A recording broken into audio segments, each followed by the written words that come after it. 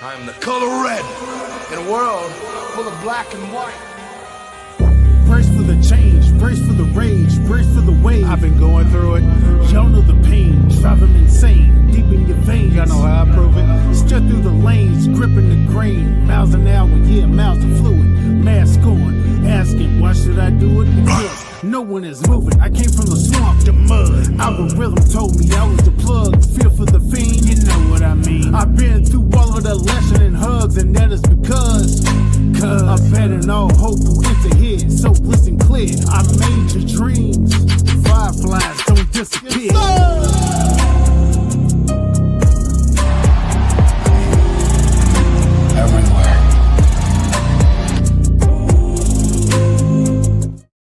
What's up, everybody? Thank you so much for joining us for this episode of Fireflies Forever. We have a jam-packed episode as always, so thank you all so much. I'm going to get a couple housekeeping things out of the way first, and then we'll get into it. So if you don't mind, please drop us a like on the video. And if you are new to the channel, welcome. We're glad you're here. Please hit that subscribe button and become a part of the family. We are here every week, or at least we try to be.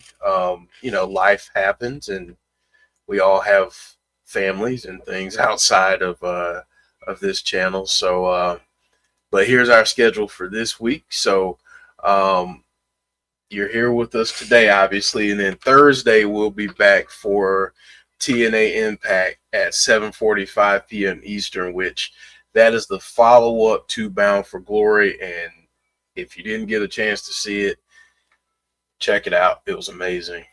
I really enjoyed it. I had to go back and watch after the fact, but it was great. Really enjoyed it. So if you're a TNA fan, come out and join us. And even if you're not, it's a great time to hop on board. So come join us on Thursday, and then we'll be back on Sunday for Between the Ropes at 7:30 p.m. our new time for that show. So I'd like to welcome in all of you. Clown, Jeremy Dunderman, James Chadwick, Ishii, Sean Rousset, Odin Sun. Welcome, everybody, and let me welcome in Chris. What's up, man? Not much. Doing good. Great last week of wrestling, let me tell you that.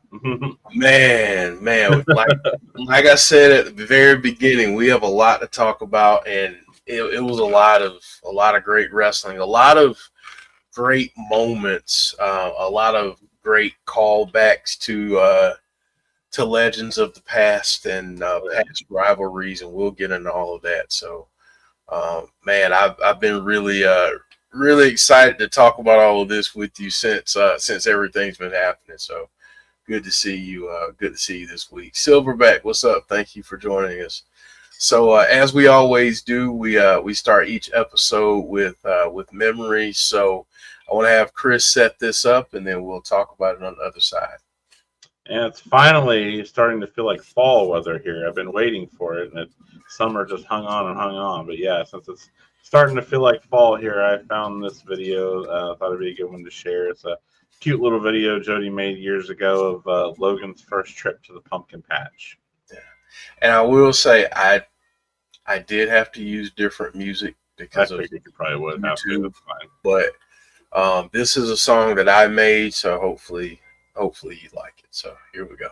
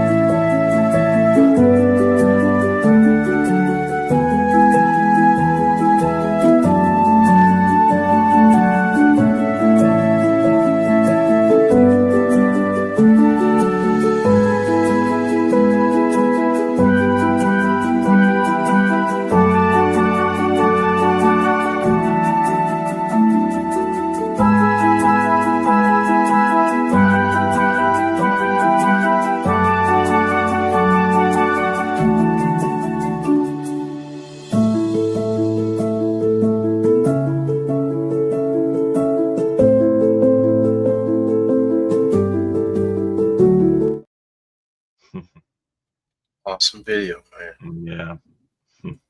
Good stuff. How old was he there? I was wondering. I'm thinking about 3 or 4. Okay.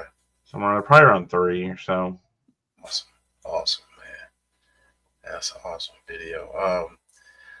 Wanted to welcome in Deanna and Dylan McClure, I believe, joined us since we started the video. So yeah, man, thank you so much for sharing that. Yeah, no problem.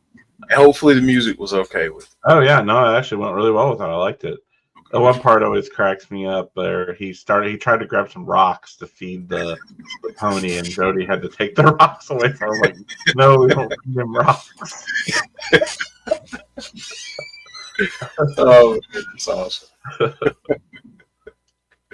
That is awesome. It's funny how those memories stick out, man. Mm-hmm. Like those different times, and yeah, it's great. Yeah, someone Odin's son said it's crazy how fast our kids grow up. Oh, I know. Yeah. Logan's going to be 8 in January. Like, I can't even believe that. Yeah, it's wild, man. It's wild. It's wild.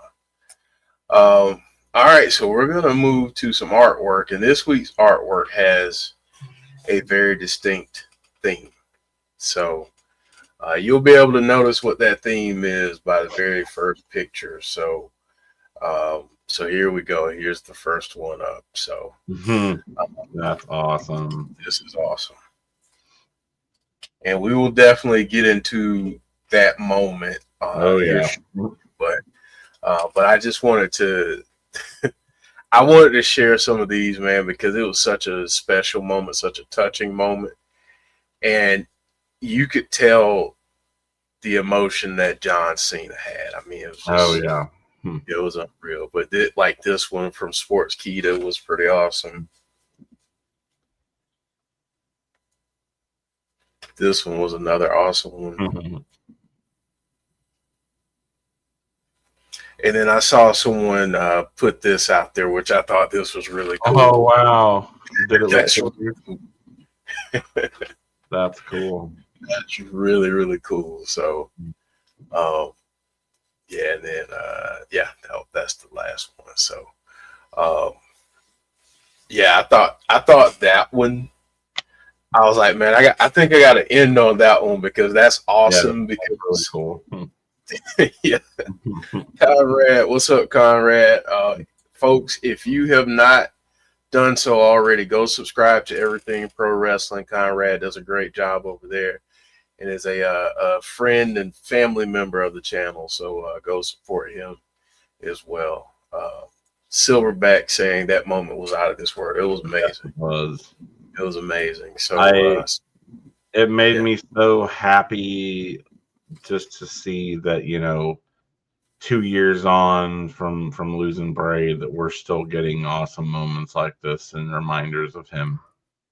That's the big thing that really stuck out to me about that. Yeah, it was tremendous, man. And we'll get into more of it, but the emotion on Cena's face. And I have a question. I want my Brave fans to really think about that moment and get ready, because I have a question for you as soon as we begin talking about it, and I need to know the answer unedited. I don't want you to think about it. I just want you to spit out. So I will ask that shortly. But before we get there, Chris, we talked about this a little bit before the show, but today is 3 years since we got this very impassioned promo from Bray Wyatt, and I just wanted to get your thoughts on it. I do have a video that I want to share that has some of the clips from that promo, but I wanted to get your thoughts before we played that video. Yeah, I went back and watched it again earlier too after I saw this. It had been a while since I'd seen it, and hands down, I feel like that is one of the greatest wrestling promos ever. Yeah. The realness of that, like, I never thought we'd get anything like that. Bray was always in character. I feel like that was that was Wyndham. That was the real him, just talking, sharing his feelings and stuff. We didn't know if he'd be coming back after he was released. And then, we got that epic return and then this promo to follow it up. Like, that was just so cool to hear his real thoughts, his real struggles, what he was dealing with emotionally and stuff. Like, man, that's just, to me, promos are always better the more real they are, when you feel like it's real life that you're hearing. And without a doubt, that's what made that one so awesome, was just to hear his real thoughts and everything. So yeah, that's always one of my all-time favorite promos. It's just so good. Yeah, absolutely. Well, I want to play this real quick, just some of the clips from that promo, and then we will talk about it on the other side a little bit more.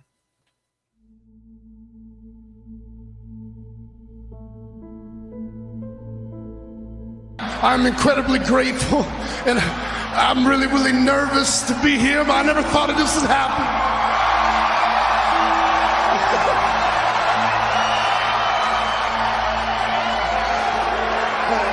And this right here, this is just me, okay? This is a version of me that I've never got to introduce to you guys before. This is just me being me. This past year in my life, I lost a lot of things. I lost my career. I love you too.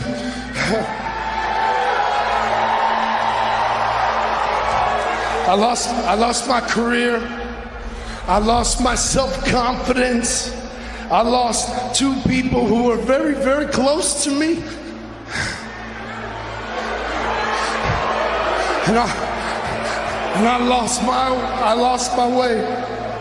And I got to a point where I thought that everything that I'd ever done here, otherwise I thought it was all meaningless. Nothing I ever did has mattered to anyone. Go out in the world again and see people. There were people everywhere. They would say, "Thank you, Bray, man. When you coming back home?" And then every once in a while, there would be someone I would meet that's truly remarkable, and you know who you are. But these people, they would come to me. They would come to me and they would say, "Bray, I just wanted to thank you, man, because I was in a time of need, and I lost people that were close to me, and I lost my self-confidence, and I felt weak, and I felt vulnerable. And in this weakened state, I found your words, Bray. I found your words, and I just wanted to thank you, man. You saved my life, Bray."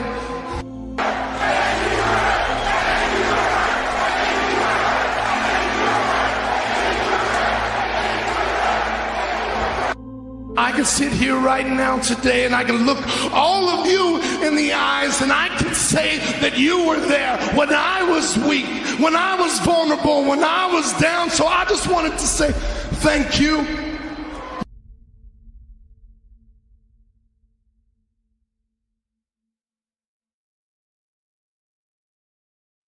There we go, man. So my favorite thing about that promo is the part where he talks about how he started to feel like everything he did in wrestling and stuff didn't matter, but then he heard back from the people and he said that he was wrong, that it did. I just, especially now after losing him, I'm so glad that he was able to see that, because, man, that's how he has impacted all of us so much with the stuff that he did. I mean, it'll live forever in all of our hearts and minds. Yeah. Yeah, absolutely, man. I thought when you sent this over, I was like, man, I gotta at least get the audio, so we can take a listen. But yeah, that was like you said, when we got that moment, it just felt like the walls and the curtains were down, and it was just, and even though there were thousands of people in that arena chanting, and in that moment, and millions of people watching from home, it almost felt like he was connecting with you on a personal level. Oh yeah, which was something that he was always so great at doing. yeah, and like you said, that the curtain being down, like there's very few moments I feel like in wrestling where we ever get that, where you just know that they're being real right now. This is not a work or anything. Like this is real. That those moments are few and far between, but man, are they special when they happen. And this was one of the best. Right. Yeah. Absolutely, man. Absolutely. So going from one of the best to let's just be honest, one of the best. Two of the best in the ring, but one of the best moments I think I've seen. John Cena during his match with AJ Styles at Crown Jewel. During their match, they hit a lot of finishing moves and a lot of different things. Match was incredible. That match was awesome. That's honestly that if anyone were to say you had to leave a match or a description of a match to a future generation who might not know what pro wrestling is, and you had to describe it in that moment in time, this encapsulates pro wrestling, I believe. It'll be interesting to hear, and we'll find out in a couple of months. But I dare say that I kind of think this should have been his last match. I don't know how we'll see if they can top it, but this one feels like this should have been his last match. Yeah, I mean, how do you top it? Yeah, everything that happened. The chemistry between him and AJ is so good. Unbelievable. So yeah, this match was incredible. They did a lot during this match, but obviously the moment that stood out to many Fireflies was the moment that John Cena hit the Sister Abigail and sat back for a moment. The Fireflies lit up, and he just kind of took in the moment. So my first question to everyone, what were your initial emotions when you saw this? When this happened, what did you feel in those moments? Chris, what did you feel, man? Oh, just when he went for the Sister Abigail, I was like, oh my gosh, you got to be kidding me. He's going to pull off the Sister Abigail. And just thought it was great. And then what really made it was after he did it, and then they turned the cameras to the crowd, and you saw all the Fireflies, and then the things they said on commentary and stuff too about it. That's when I lost it, was seeing all the Fireflies. Like, man, this. I was so like I said, it made me so happy to see it, because it just shows that the Bray is going to live on forever. Like we can still have anytime someone does something like that to remind us of Bray. I'm sure it'll happen again. And then the crowd responds with putting up the Fireflies. Like, man, there's just nothing like it. Yeah, man. Yeah, it was wild, man. And then the other thing that I really loved was that right there, the picture of John Cena looking up, right? You could just see the emotion on his face looking up to Bray. Like that's what really got me. Like, oh. Man. Whew. Yeah, it was. So Deanna's saying, well, let me go back here. Deanna's saying John took the moments in, and you can see how it affected him. Silverback saying the tombstone into the AA was badass. I agree with that. Deanna says, Chris, I said the same thing. This was a love letter to the fans. James Chadwick saying, Deanna, that moment Cena did hit Sister Abigail, he knew exactly this moment would be special. Sean Rousset saying, I started crying, honestly. I think a lot of people did. Most of us did. Yeah, I think a lot of people It's hard to keep a dry eye during that. Yeah. Clown said the Australian crowd really made that moment truly special. I agree with that. They were great. Yeah, they even started singing "He's Got the Whole World in His Hands" after that too. Mm-hmm. Yeah, man. Hmm. Damn, I got the chills and then cried when the crowd started singing. Silverback, yeah, agree. The Aussie crowd was fire. Conrad saying, as someone who's been feeling old in the community lately, I really felt like there's more wrestling fans that remember than I thought. Also made me think of the moment with JoJo performing Swerve's song and seeing the Fireflies on the background. Yeah. Yeah. Yeah, it was such a touching moment. I feel like Cena was really trying to fight back the emotion there when he looked up. You could tell. Mm-hmm. You could tell. Like he kind of collected himself. He was like, all right. And then, and he kept going. So yeah, because that was a moment, man, that honestly it was such a special moment for him. I mean, you think about all the matches that John Cena has had and all the opponents and all the legends that he's faced over his career. And for him to pick that move at that moment in the match when he knew that you'd be able to have a little bit of a breath and kind of take things in almost for a got the moment. win off of it too. Like that was a close kick out. I thought he might win with that. yeah. But man, like just seeing that moment in its entirety and how everyone reacted and responded and seeing the love online, it was beautiful. I mean, if you think back to Bray's career, I mean, Cena was arguably the biggest, or one of at least, Bray's rivals. All the matches they had, both early on and then obviously the Firefly Funhouse match and stuff. Cena was arguably Bray's biggest rival. Yeah, I think you could make a case that the Firefly Funhouse match and the way in which they did it and what Cena had to agree to for them to pull that match off and making fun of them in a way and doing all the things that they did. I mean, that took a lot from every side, and kudos to Cena for being cool with doing that. It just shows how much respect I believe he had and still has for Bray Wyatt. Alicia saying, hey, Jeff, Chris, and everybody, sorry I'm late. Hey, we don't take off points for being late. It's all good. She says, when John did Sister Abigail, I screamed and cried at the scene of the Fireflies. Thank you, Cena. And Styles, one hell of a match. I agree. Yeah. There was a lot of people cutting onions during that match. Yeah, and that's right, Conrad. He did the moves of his WrestleMania opponents, and Styles did.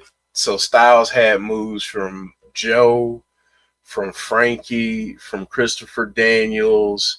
I know I'm missing some. Sting, because he did the Scorpion Death Drop, and also Jericho. So, man, it was just that whole match, the way it was.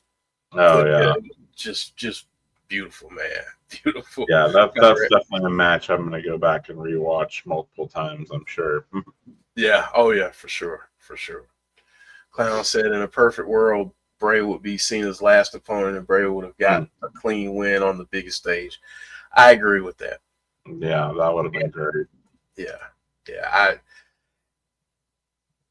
I would love for someone at some point after Cena's done, maybe 6 months to a year after, Chris Van Vliet, someone like that, ask him, who would have been your dream final opponent?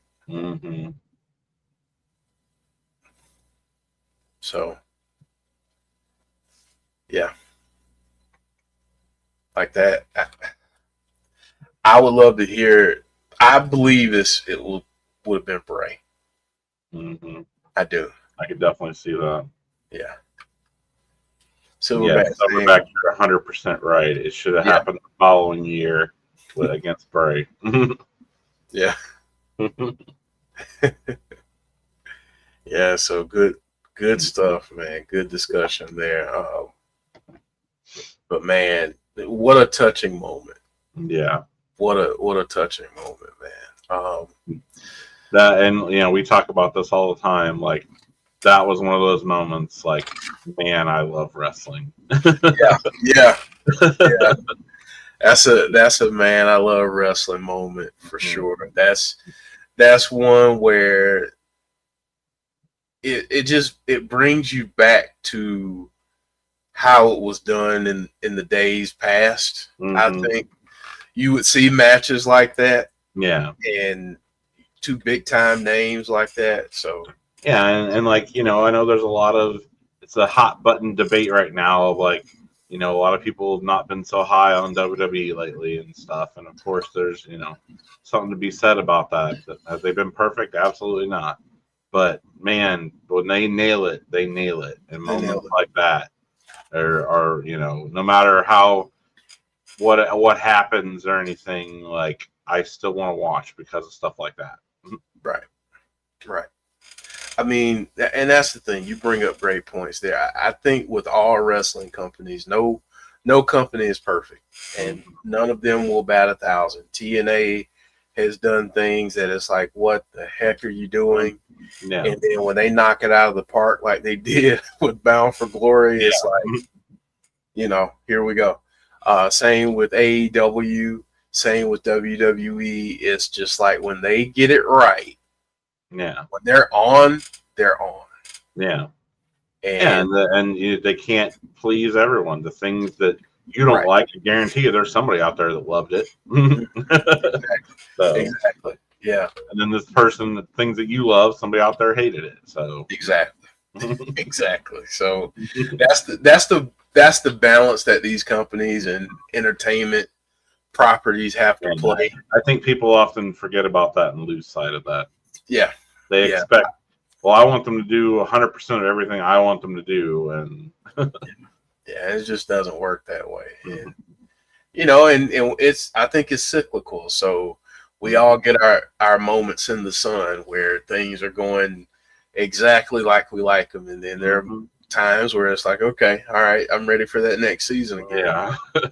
but yeah, I thought that match, and yes, I'm going to bring this match up because we are going to talk about this at some point. I thought that match was perfect and a great representation of professional wrestling. And I also thought the same of the Hardys and Team 3D at Bound for Glory in TNA. Yeah. I thought that match was absolutely spectacular, and talk about emotional. Yeah. That match was emotional as well. That was the end of that. After that match was over with, I sat there and just like, wow. Like, it really hit me what a big moment that was. Like, this is the end of an era. Mm-hmm. I mean, how many times have we all watched the epic TLC matches between those two teams? And that was it. That was the last one. It's done. Yeah, I mean, you're talking about the symbolism with all the different spots they did. Then you throw in the very end of the match, and you have Team 3D not just taking off their boots, handing them to the Hardys. Yeah. And you see the emotion that Jeff had. Mm-hmm. I mean, it was that's such a moment. And I said after that match, I said, how can you not now say that the Hardys are the greatest tag team ever? Yeah, I mean, if they're not in your top two, top three, I'll even say I don't know. I mean, I don't know. I think they're up there. I'll just put it like that. For me, they're up there. And you know what? That brings up something, Chris. As things begin to change on the channel a little bit, and that's a little bit of a teaser for folks. I'm going to bring back some more top 10 lists.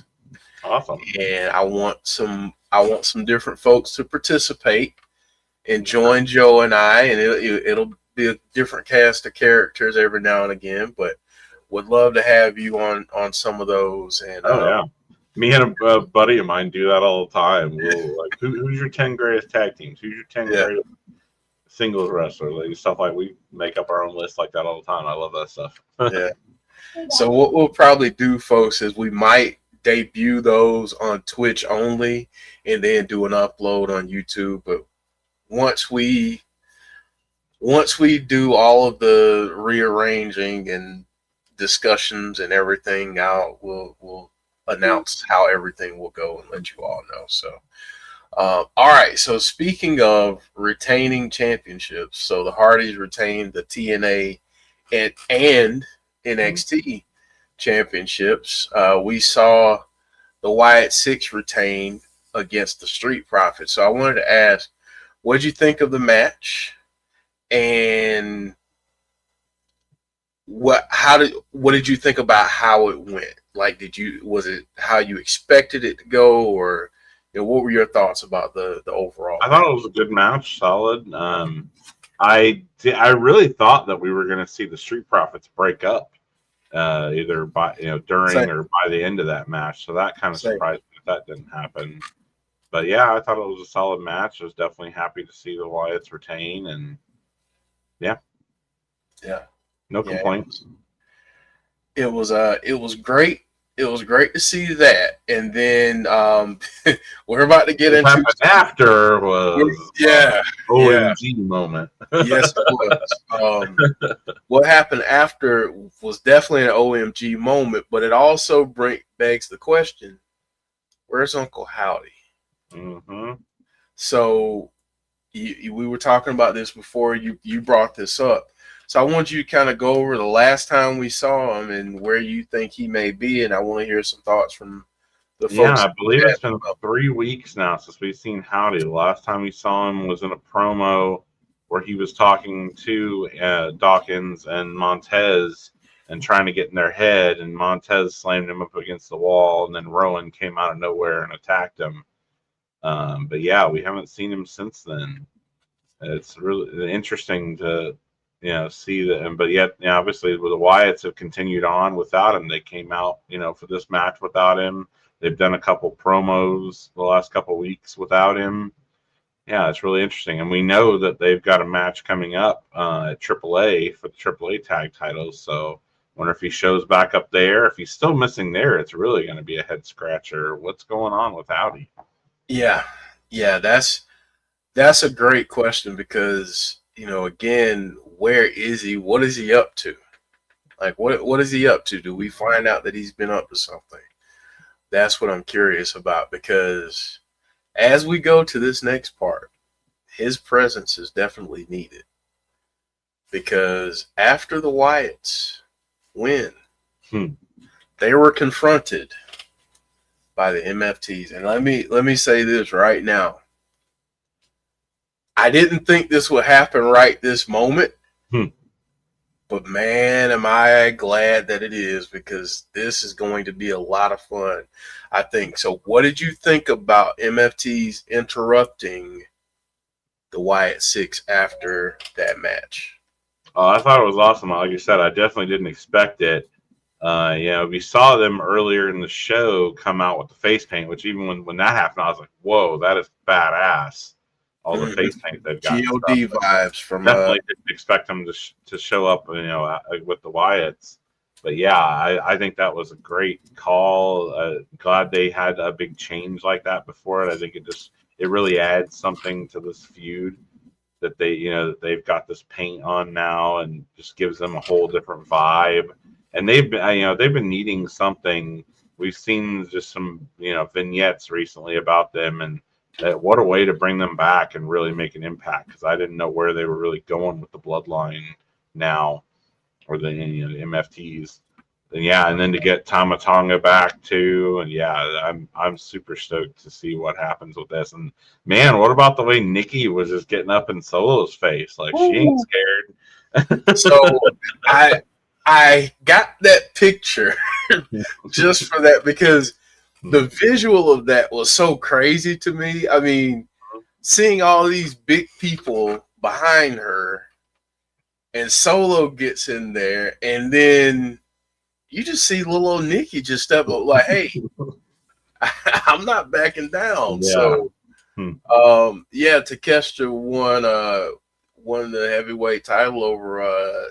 That's awesome. I saw the news about that earlier, Deanna. Thank you for mentioning that. But yeah, she just got right up in his face and didn't give a crap. So, is she saying? Did you hear Solo say to Nikki, "Tell Uncle Howdy I'm looking for him"? I didn't hear that. I did not hear that.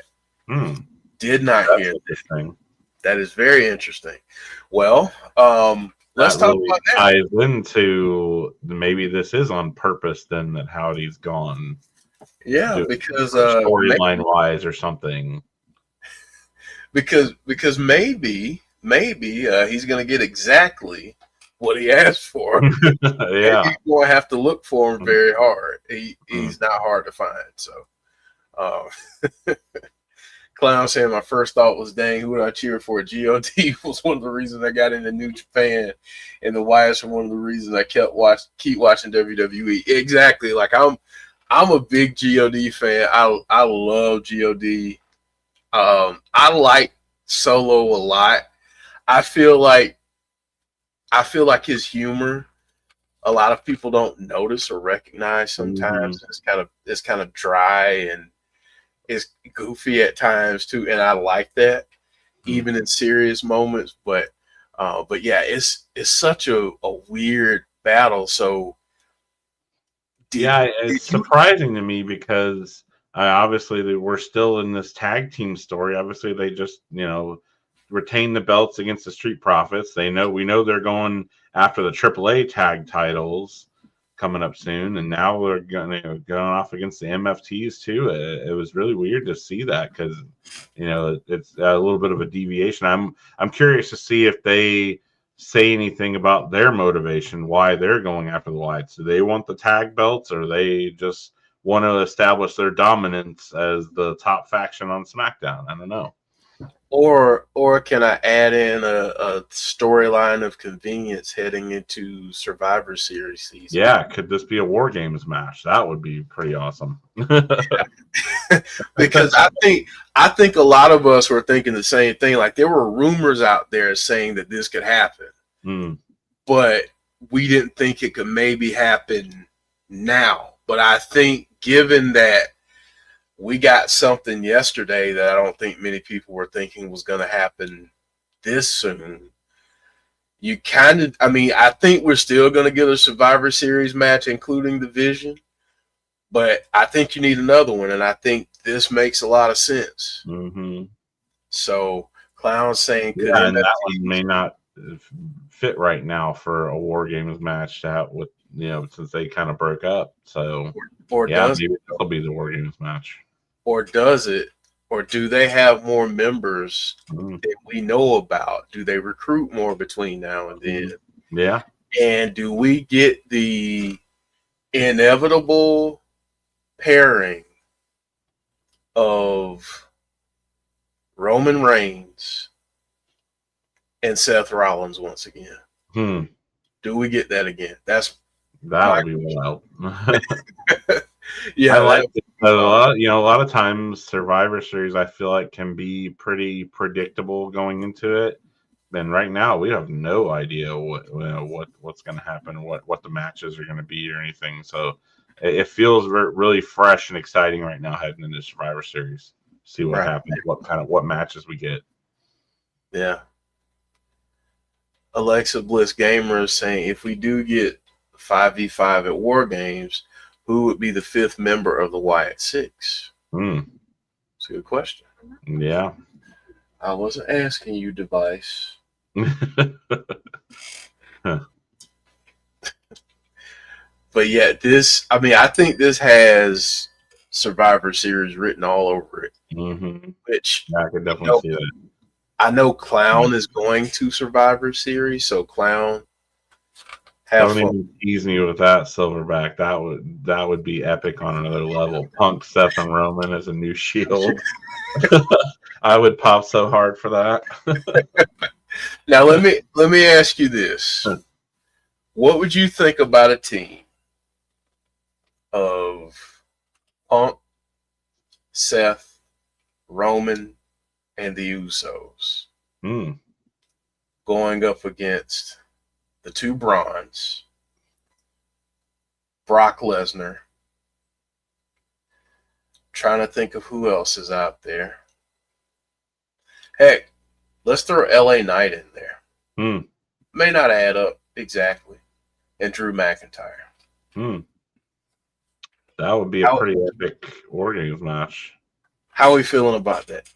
I don't know how you could ever get there though with Punk and Seth. Like, they hate each other to the core. How could they ever coexist on a team?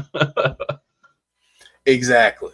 That's I think that makes it difficult, but it also, if you have to force it into happening, it makes the dynamics. Yeah, I mean, we kind of saw that before with Punk on Roman's team in a War Games match before, when he didn't really like Roman too much. He just did it for Paul. So, yeah.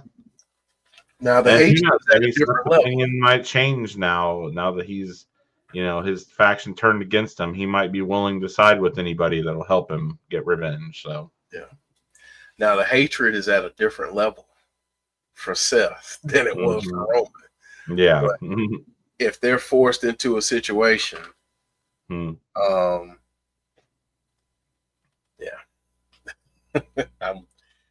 are saying Austin Theory. That has been a rumor, I think, floating around out there. Yeah, he's been gone for a while. Yeah. What if Seth saves AJ in a match? That would be interesting. Yeah.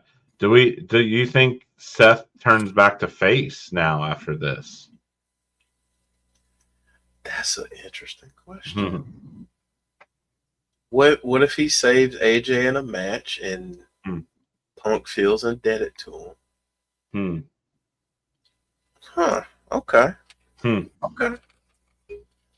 Yeah, because I mean, honestly, they can't hate each other forever, right? Yeah. They can't hate each other forever. Yeah. Silverback saying, "Yeah, I heard they're looking to make Seth face." See, and here's where I love Seth, regardless of where he is. I love Seth. I really love Seth as a heel, though. There's just nothing like annoying behind Seth Rollins as a heel. Yeah. I love it. I know it grates people's nerves, but I love it. He's a good heel, that's for sure. Yeah. Heather, hey Heather, saying dinner took too long. It's all good. What was the consensus on the Wyatts? I mean, Rosemary has gone rudderless for months now. Listen, if the Wyatts ever show up in TNA, which we're going to get to that. If they ever show up in TNA, I got to have Nikki and Rosemary cross. Yeah, we need that match. Yeah, because whenever Rosemary does come back, she's going to need something to do. And I think it needs to be something that's outside of the norm for her. So, Deanne saying throwing a curveball out there. Silverback saying, "Did you see Becky Lynch tweeted out, 'I leave for 1 week,' and she reposted the video." So she was the one holding everything together, but she leaves and they turn on him. Heather saying, "I've been saying it for years. We need the swarmy, calculating architect back." Yeah, we do. We do. And what's funny, Heather, is the architect got out architect this time, which I find very interesting. That really shocked me. I mean, we've seen some hints that Braun wasn't the happiest with Seth, but I didn't expect it this soon. Yeah, I didn't. Yeah, I didn't either. I thought for sure it would be months from now, unless, and I did see another. And listen, you can take these and do whatever with them. I know that they don't always pan out, but I did see a rumor that Seth is legitimately hurt. I don't know that there's any validity to that rumor, so I apologize if I'm saying something that is absolute garbage, but we don't know if Seth might be doing a movie, if he's going to be taking time away. We don't know. But I found the timing of it. I was like, wow. That's going to make things interesting considering they just did a number one contenders match the Punk won. Exactly. So I think that is, makes things very interesting. So Heather said the architect was the best gimmick Seth ever had. It was the only time I was a Seth fan. This over-the-top cartoon version is too much. Silverback saying, I hope it's not another ruse that'll be dumb. Yeah, I hope they don't try to pull that again. Yeah, I do think Seth has gotten a little over the top. I do think they need to dial it back just a little bit because I think he was better before he got as crazy as he is now. Yeah.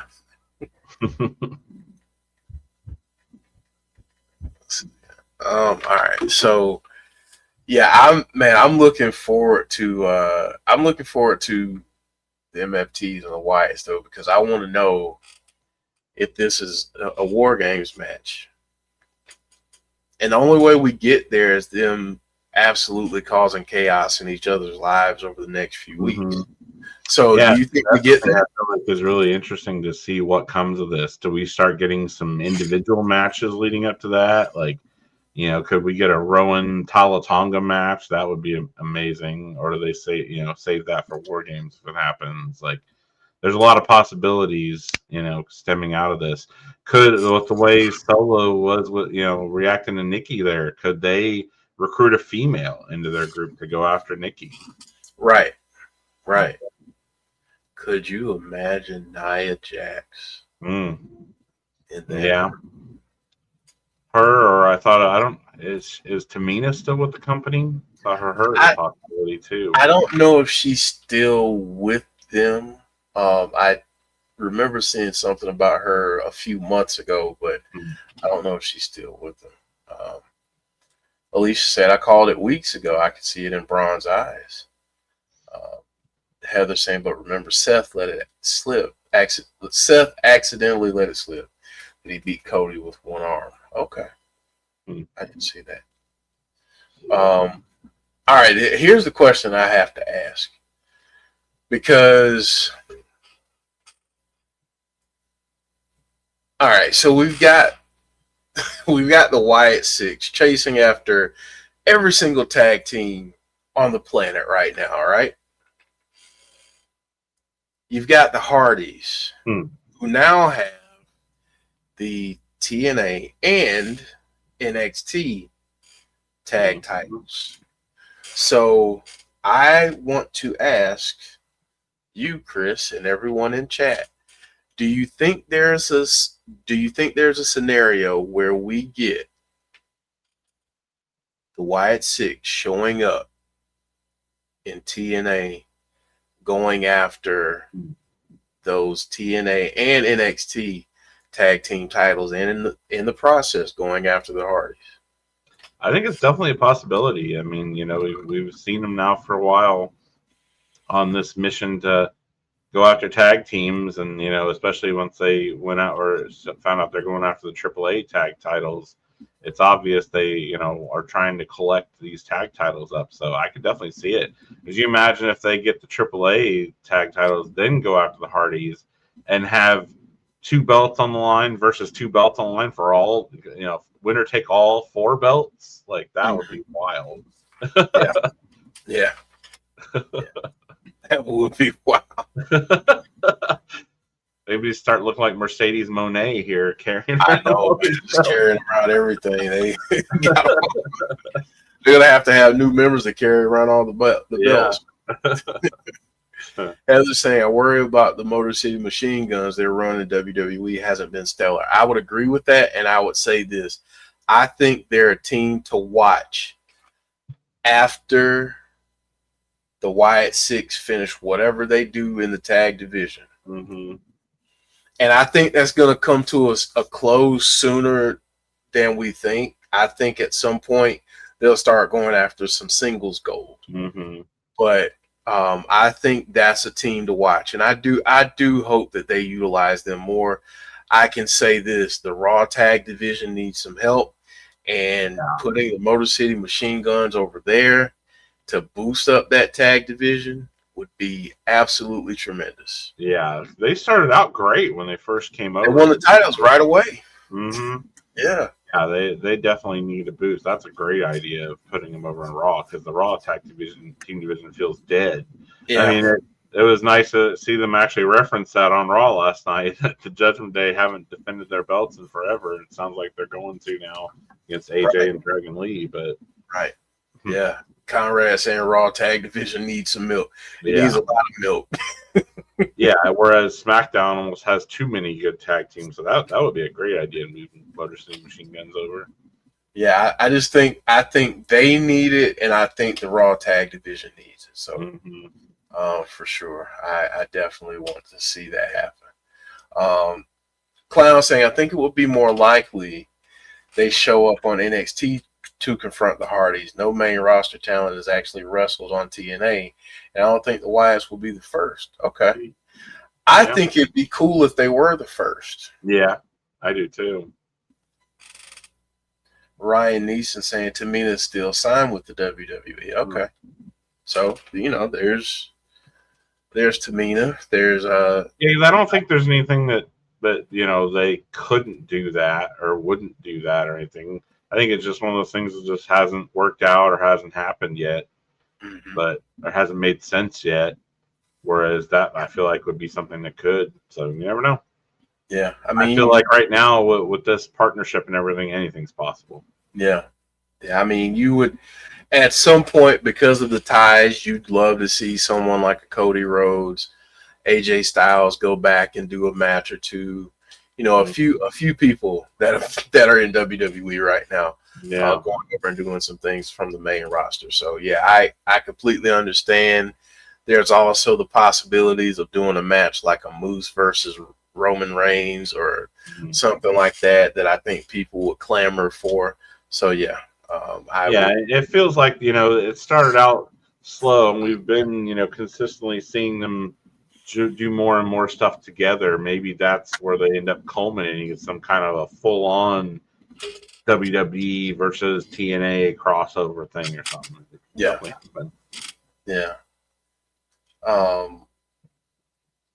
Heather saying, going back to Rosemary, I wish they hadn't broken up her and Wendy Chu so fast. She is an island to herself.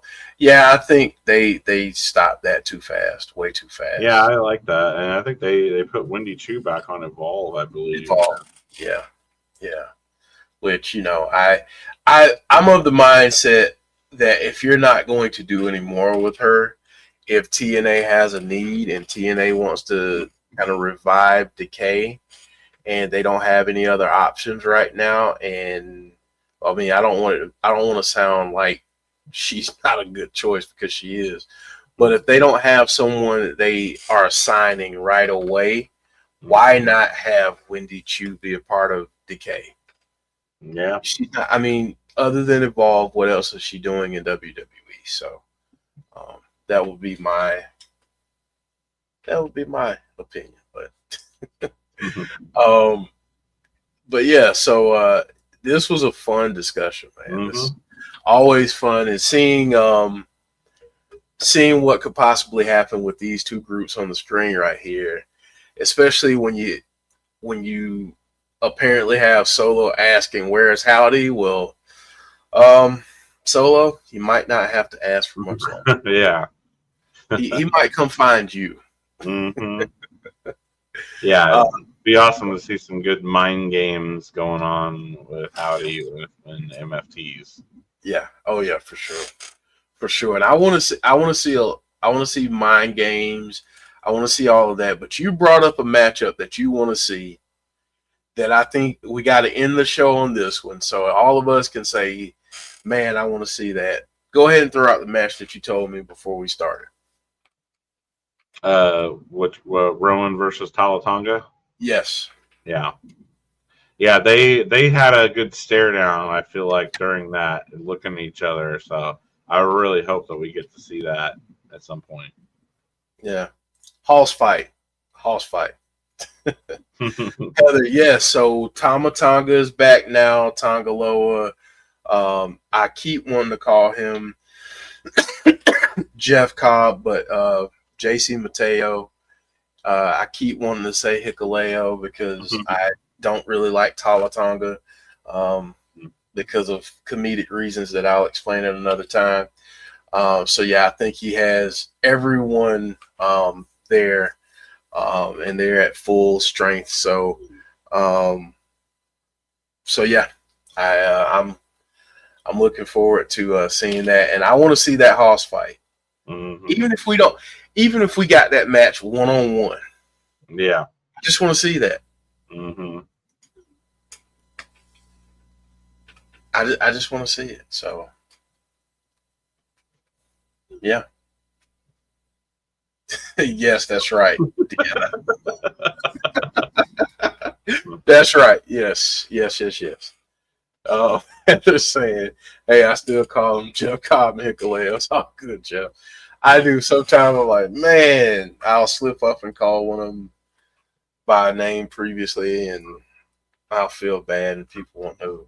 Some people don't know who the heck I'm talking about. It's interesting. Last week, if we would have got to do the show, I wasn't feeling well, but something I wanted to talk about was, did you see C Wrestling put out a video about how to fix the Wyatt Sicks? No.